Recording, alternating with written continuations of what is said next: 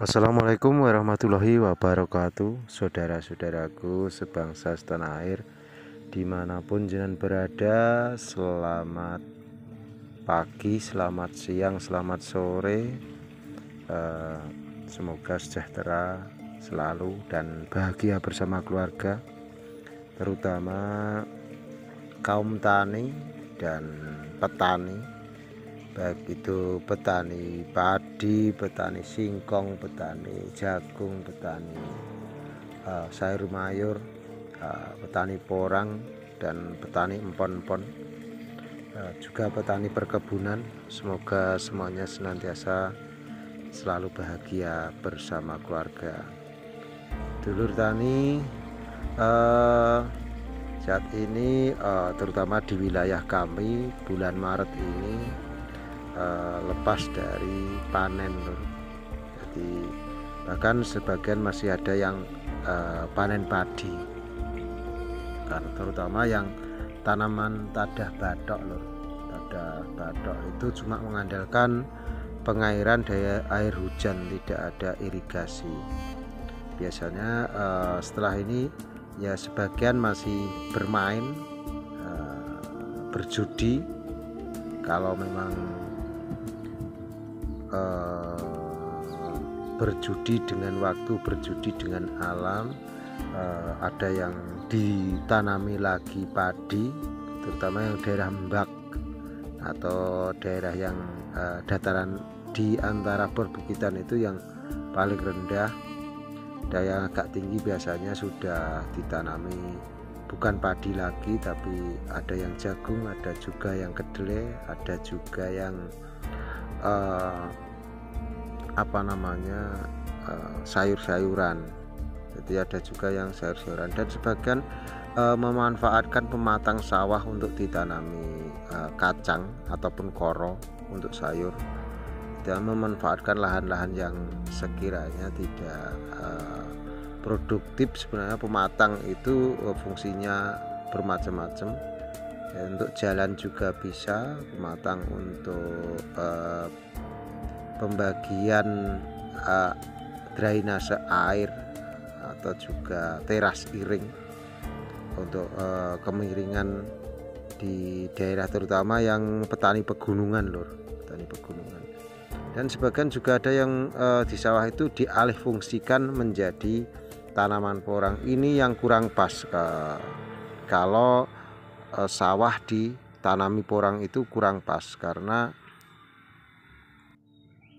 kalau sawah itu harusnya tetap ditanami padi, tanami seperti biasa polowijo, bahan makan. Karena kalau sawah dialih fungsikan ditanami porang, itu bisa jadi mengurangi produktivitas pangan. Sedangkan porang itu tanaman gampang, dia ditanam di bawah pohon-pohon, tanah yang tidak produktif itu sangat cocok, karena dia butuh kelembapan, dan porang itu juga butuh naungan. Jadi selama ini beberapa tahun terakhir ini banyak kampanye yang menggunakan lahan produktif, terutama persawahan untuk ditanami porang. Itu sebenarnya kurang pas. Tapi waktu tahun 2019, tahun 2020 itu kita menyampaikan materi ini banyak dicemooh. Karena apa? Petani nggak modern lah, dan petani hasilnya itu kalau di tanah lapang itu sangat luar biasa, dan bla bla bla bla. Hakikatnya kan begini, bahwa porang itu nggak bisa ditanam terendam air atau terlalu becek tanahnya, atau kadar air terlalu tinggi. Tetapi daun porang itu doyan dengan curah hujan tinggi. Jadi porang itu kalau nggak kehujanan selama seminggu saja, pengaruhnya sangat kurang baik. Beda dengan padi. Seperti padi itu juga butuh air, tapi padi tidak butuh terendam air.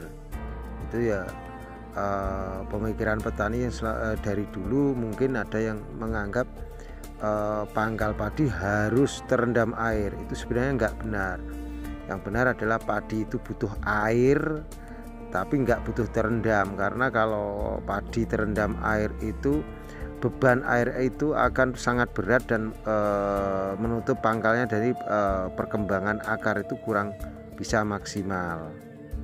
Tetapi kalau cendawan, gulma yang di rawa-rawa itu memang dia butuh air dan terendam air, beda lagi. Jadi untuk padi pun karakternya seperti itu. Kembalikan khususnya lahan produktif, sawah terutama, kembalikan ke tanaman semula, yaitu padi, palawija, ataupun biasanya tanaman sayur-sayuran seperti biasa. Dan kalau ingin tanam porang mulai tahun 2023 akhir nanti, ya kalau bisa di bawah naungan-naungan atau di bawah tegakan pohon yang memang lahan tersebut tidak produktif. Dan saya melihat sekarang ini sudah mulai banyak yang sadar, karena di tahun 2022 terutama tahun 2022 sampai 2023 musim panen ini, banyak porang yang gagal panen diakibatkan cuaca ekstrim. Sebenarnya bukan cuaca ekstrim, yang ekstrim itu adalah petani. Jadi petani ekstrim, bukan cuaca. Kalau cuaca itu dari tahun ke tahun, dari masa ke masa, saya kecil ya gitu-gitu aja. Pasti walaupun musim penghujan atau rendengan itu pasti ada jendetan, pasti ada berapa hari, misalnya 20 hari atau 25 hari, 15 hari gitu nggak hujan. Itu cuaca memang di daerah tropis ya seperti itu, terutama di wilayah Jawa. Beda lagi kalau sesama di Indonesia, tapi di wilayah luar Jawa itu nggak hujan 10 hari saja panasnya sudah ekstrim kan gitu. Kalau di Jawa biasanya 15 sampai 25 hari itu baru dikatakan ekstrim. Sebenarnya yang ekstrim itu bukan cuacanya, tapi petaninya yang ekstrim, terlalu berani mbak menguasai, kurang bersahabat dengan alam dan kurang memahami bahwasanya porang itu cocoknya ditanam di mana. Seperti di sawah seperti ini terlalu terik, itu perkembangannya juga kurang bagus. Paling yang bagus cuma katanya. Jadi untuk dulur-dulur, pahamilah karakter porang. Dan selama ini banyak juga yang menganggap porang itu biang kemalangan, porang itu nggarai bangkrut, dan porang itu membuat rugi dan sebagainya. Itu harus digarisbawahi lagi, bukan porangnya, tapi si pengusaha atau yang berusaha itu kurang memahami karakter pasar porang.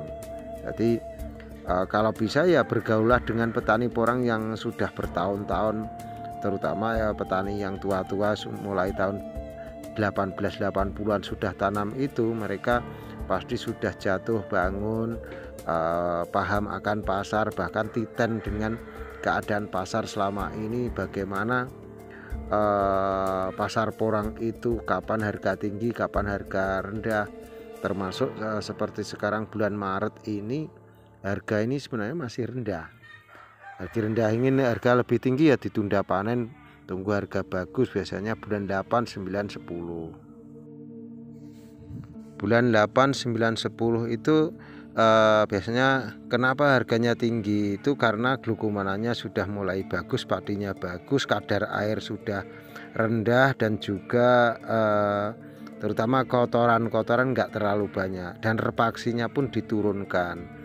Jadi seperti itu. Memang musim panennya ya bulan 5 ke atas sekarang ini, termasuk seandainya panen itu ya panen dini, dan sekarang sudah laku ya alhamdulillah untuk menunjang kebutuhan jelang Ramadan ini, karena khususnya orang Jawa itu biasanya megengan dan juga butuh dana untuk jelang Lebaran seperti itu. Begitu dulur, semoga bermanfaat. Petani itu bebas, petani itu cerdas. Salam santun dan wassalamualaikum warahmatullahi wabarakatuh. Suwun.